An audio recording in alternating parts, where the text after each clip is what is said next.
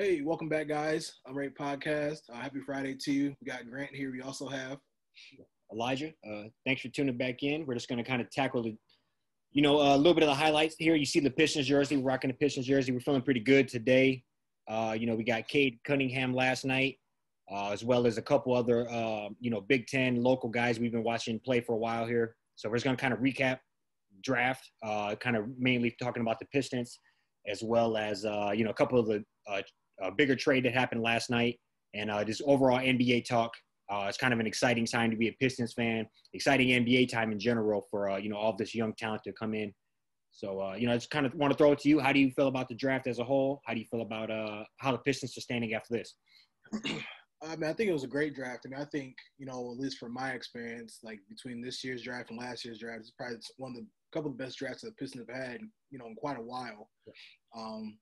I think I saw the last time they really had like an impactful, lottery pick that made an impact was probably Isaiah Thomas about 20, 25 years ago.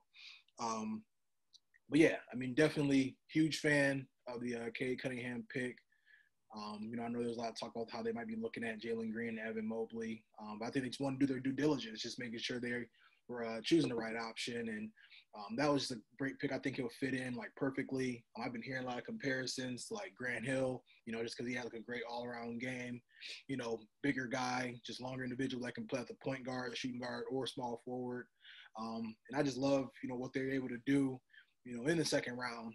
We had talked about, on here a few weeks back how we thought they'd be great for them to get Isaiah Livers or, get Luka Garza. And they, ironically, they ended up, those guys kind of fell into their lap, both 4-year guys. Luka Garza being National Player of the Year last year. Isaiah Livers and Luka Garza both shooting 40% from three, just very polished and NBA-ready guys. To be able to fall into your lap like that in the second round, I think they, I give them 4 grade. I give them probably A minus. So what do you think? No, I agree. I think we did phenomenal. I think we did our due diligence as far as making sure we took the best player at the top of the draft. Obviously Cade was the default player at the top of the draft. Everybody thought, you would have to prove against him in order to get somebody else. But I think we went with probably the safest and best pick at the start of the draft. I do think some of those other players are going to turn out to be very good. Jalen Green, Evan Mobley, even he's in our same division. I seen you bring that up yesterday. So we're going to be seeing a lot of these other guys around the league for years to come, and they're going to be phenomenal. But I think we obviously got the gem of the draft. And hearing him talk after the draft, seeing his interactions with Jalen Rose, Detroit legend, Detroit royalty, and just seeing Jalen give him the blessing, hearing him talk, he sounds like a franchise player. He sounds like a player that you can build your team around. And for him to only be, 19, 20 years old, but him to sound that poised, him to be able to, just kind of give shine and light to his family, to his brother, to his cousin who's training him. That's the talk of a person who is cut from the right cloth. And is going to come to work. I feel phenomenal about all of that. Just throwing it back to some of the other players. I've been a big fan of Livers for years. Being a Michigan fan as well. I think he's great. I think you get him in the game, get solid playing time. He can play good D, and he can always hit the open jumper. If you can do those two things, you're going to have a spot on a team. Luka Garza, I know I talked about him, and I think that's just a good big man, especially late second round.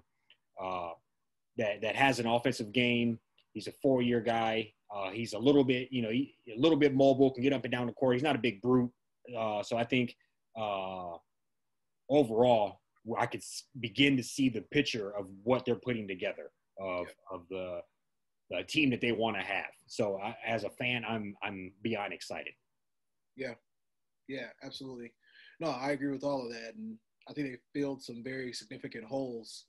And what's great about they're able to do it with guys in the draft that they don't need to in the second round, they don't have to pay a ton of money to.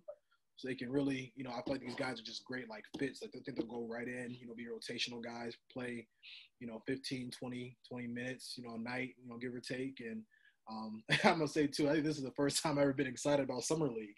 Like I feel like we might have the best like summer league team.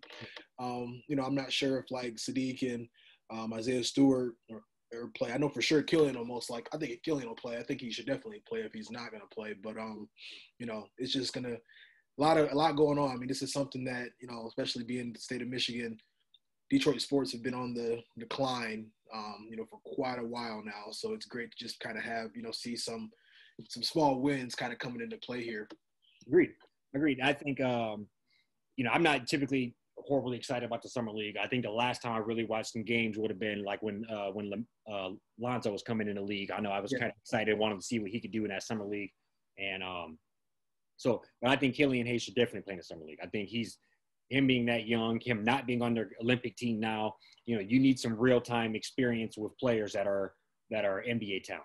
So I think that'll only help him. He didn't have one last year. We drafted him, and then a month later he was ripped out of France and thrown in Detroit. And then 2 months later he got hurt. So I think we're honestly, it's kind of like we had 2 top 5 picks this year. When you consider the fact that we were robbed of any real season from him. He played less than half the season on a shortened season. So I think it's kind of like we're going to have 2 top 5 picks coming in this year for the first time, as well as 2 all rookies last year. So I think we're in a phenomenal place. We got rid of Mason Plumlee, and obviously he's a very solid player. I've never been that big of a fan of him, mostly because of the Duke ties. But with that being said, I think he's obviously a pretty solid player. But we got rid of a $10 million contract for a guy who those statistics that he's putting up, those numbers can easily be replaceable. So that's kind of how I look at that, is where we're shedding those bad contracts early versus it's better to get rid of that $10 million now versus 2 years from now, you need that $10 million to go sign to one player that could put you over the top. So I just generally like where we're headed. The vision is there. I see it. I'm bought in already. I'm just really ready for the season. I think I'm going to try to get through a couple games this year, try to figure out what players I want to go see. That's top of the list is probably Trae Young. Go see him in person. Go see, Ja Morant. Go see some of a couple of these younger players and begin to see the new wave of the league. And that's kind of what I'm excited to just see our Pistons back in the hunt. Yeah. Yeah, I agree with all that, and definitely excited to kind of see what they start to do. Obviously, free agency doesn't start until I think like August 4th or 5th, somewhere in that time frame. See if they're active in the trade market. Over the next couple weeks. See what they can do in free agency. They don't have a ton of cap space this year, but I do love that they took all of Blake Griffin's contract and just threw it on the books 1 year. So then next year, I think that they got rid of that, so they'll probably have projected like 45 to 50 million projected in cap space. So you can do something with that.